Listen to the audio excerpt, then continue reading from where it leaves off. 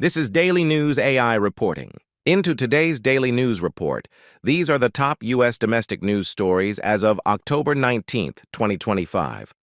Reuters reports Democrats are refocusing their strategy on affordability.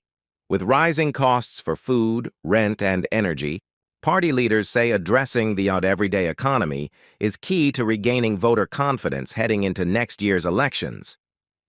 From The Guardian, Americans are speaking out about the effects of President Trump's renewed tariff policy. Shoppers and small business owners describe empty shelves and higher prices, the result, they say, of new import taxes on goods from China and Europe. ABC News highlights a deeply human story. A Mexican father who lived in the U.S. for nearly 2 decades has self-deported, fearing arrest under intensified immigration sweeps. Advocates say he represents a growing number of long-term residents choosing to leave voluntarily rather than face detention. According to the Washington Post, state emergency officials are warning that new rules and delays in FEMA grant approvals could severely hamper disaster response across the country, just as hurricane and wildfire seasons intensify.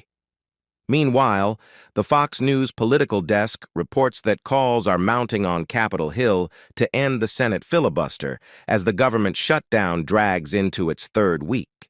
Republican lawmakers, however, remain split on whether changing Senate rules would solve the crisis or make gridlock worse. A new Associated Press NORC poll shows most Americans lack confidence in the job market, with many citing fears of inflation and shrinking opportunities despite recent growth reports. Economists say the findings underscore ongoing anxiety about economic stability. Across the U.S., BBC News reports millions of demonstrators rallied under the slogan "No Kings," protesting what they call authoritarian overreach by the administration. Marches filled streets from New York to Los Angeles, marking one of the largest political demonstrations of the year. Al Jazeera adds that President Trump has escalated rhetoric toward Latin America, calling Colombian President Gustavo Petro a drug leader and announcing a plan to cut U.S. aid to the country, a move likely to strain regional relations.